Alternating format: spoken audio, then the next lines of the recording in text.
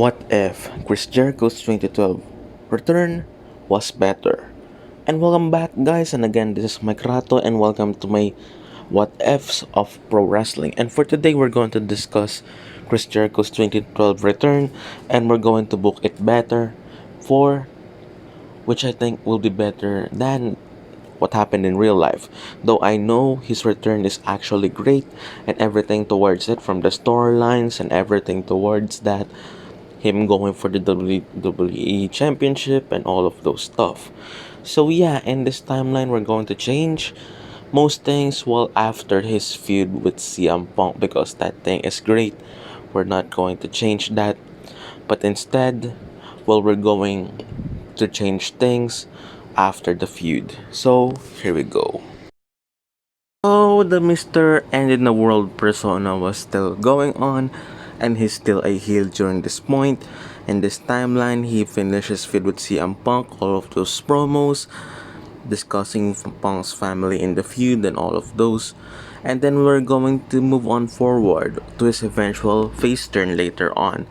To which, well, yeah, after his feud with Punk, Big Show actually finishes his feud also with John Cena. By this point, both of their feuds were finished and they were well pitted back to each other yet again. So Jericho had their mini reunion in 2012, to which, well, yeah, the theme song also returns. So yeah, they have at least like 4 weeks of teaming up, to which, well, they will also try to challenge for the tag team titles. But yeah, Big Show being a heel by this point, and while he wanted more things than to be a tag team, and while he wanted more for his singles career, since while he turned his back on the fans, and then while he's doing the same stuff as he was doing as a babyface, while he turns on Chris Jericho during their 4th week, and also in this time, while it's for the tag team championships, and also this starts a feud between the two. To which, well, yeah, for some others, well, it's actually underwhelming. At least, well, we got a mini reunion from Jericho by this point. To which, well, yeah, it's also a throwback from their 2009 run. And by this point, also, well, Chris Jericho is getting cheered, and the WWE has been noticing this. So, well, Big Show demolishes or destroys Chris Jericho in that segment, leaving him while laying in the ring. To which, while he was out for a few weeks and then returning, to which, while he will try to attack the Big Show.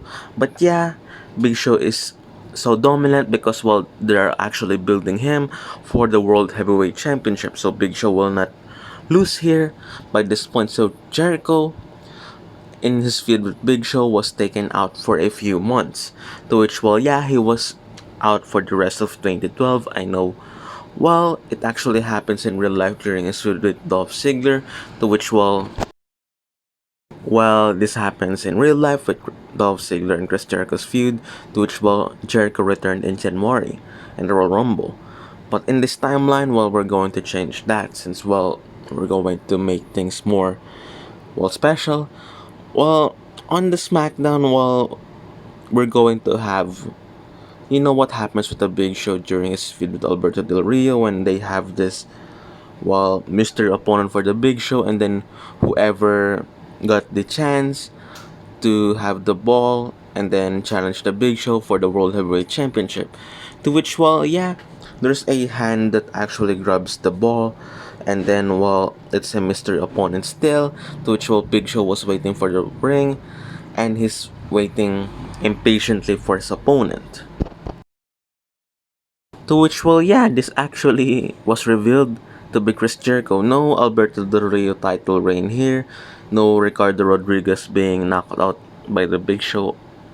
Instead, well, we got the Santino Marella stuff, to which, well, he tries the broad kick and then he fails, and then you know what happens with his knee in the segment.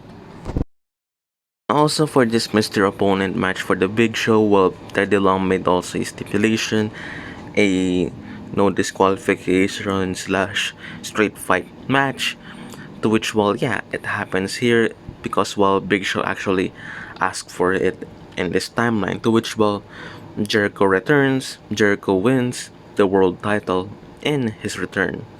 So yeah, he's the World Heavyweight Champion going into WrestleMania. So who will be his challengers? Well, you can have a heel Alberto Del Rio still to challenge, well, Chris Jericho for the world title after Big Show loses at the Royal Rumble. Alberto Del Rio will try to insert himself yet again for the world title picture. Big Show and Del Rio loses, and also even Jack Swagger will try for the World Heavyweight Championship to win it, but yeah, he failed yet again. So the Raw after Mania, well, we have Chris Jericho defending his world title against, well, Jack Swagger in a rematch. So yeah, that feud is still going, and then after that match, we have the cash in of Dolph Ziggler. Though the fans are behind Jericho, but when they hear Dolph Ziggler's music, they pop out, and then well, yeah, everything goes by, and Dolph Ziggler actually wins his second world title here. To which well, Jericho will try to regain the title, but in the process, well, he fails. Even in a rematch, well, Dolph Ziggler still retains, and then while he moves to his feud with Del Rio by this point. To which, well, yeah, since well the fans are all over Dolph Ziggler by this time, well they have a heel versus heel feud between Dolph Ziggler and Alberto Del Rio. To which well the fans, well they are more sympathetic about Dolph Ziggler in his match with Del Rio, as Del Rio targeted the head that much, which well in storyline they have actually Dolph Ziggler have a concussion on the head just in the storyline and unlike in real life. So yeah. So for the after the World Heavyweight Championship reign and then the hunt also for the title, well, Chris Jericho feels that he wanted a new goal and he wanted something big on his record. To which, well, he also thinks that, well, he wanted another title run, and this time, well, he wanted an Intercontinental Championship run. He proposes this, and then, well, it was granted in this timeline to have him win his 10th Intercontinental Championship reign.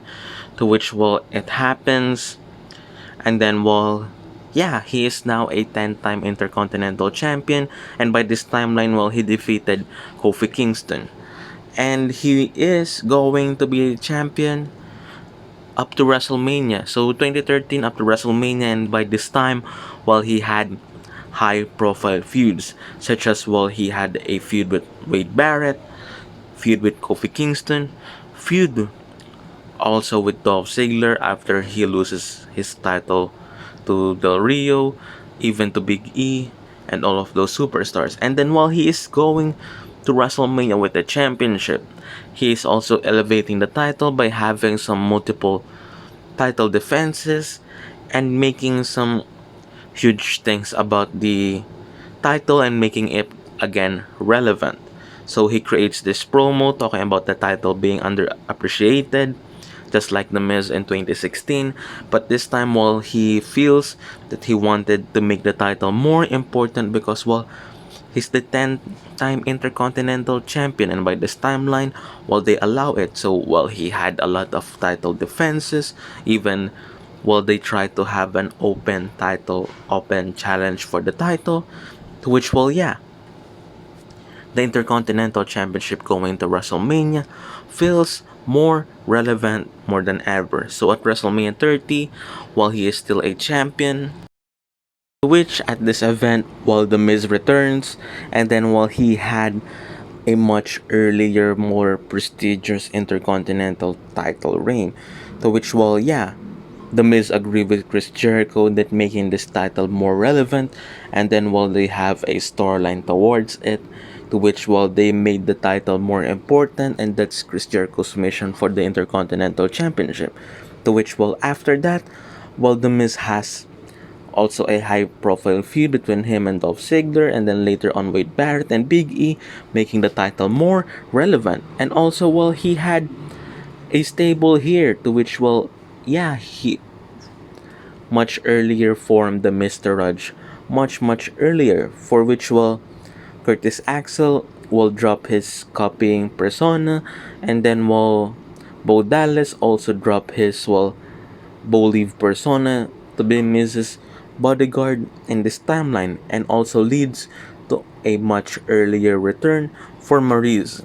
And yeah, that's going to be for the state of the Intercontinental Championship.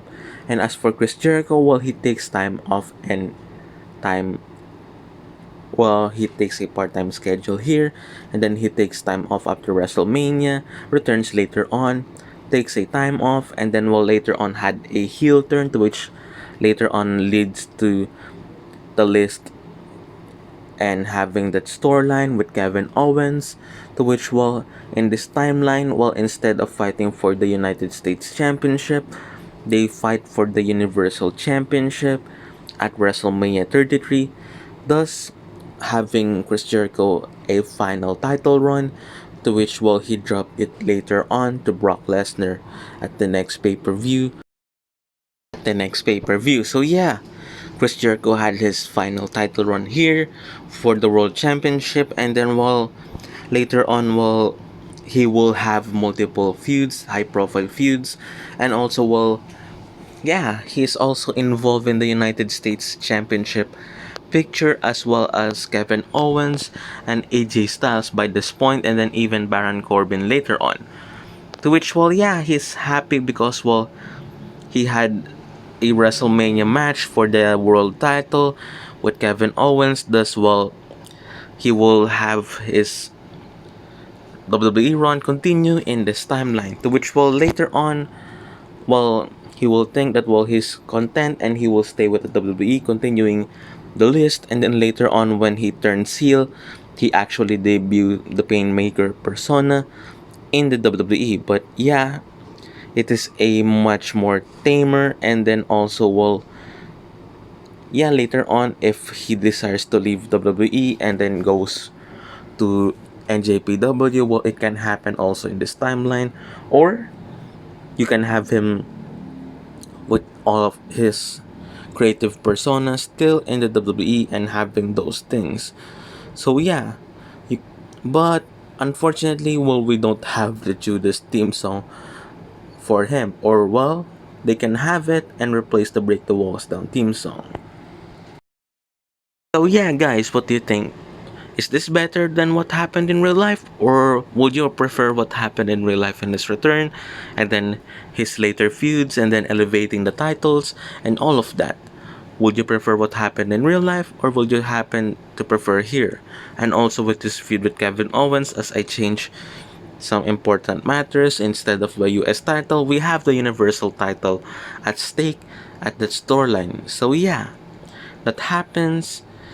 And then we have Brock Lesnar and Goldberg as their match, as the special attraction match, but not for the title, as well as Brock Lesnar destroying Goldberg to prove his point and then become the automatic number one contender for the Universal title.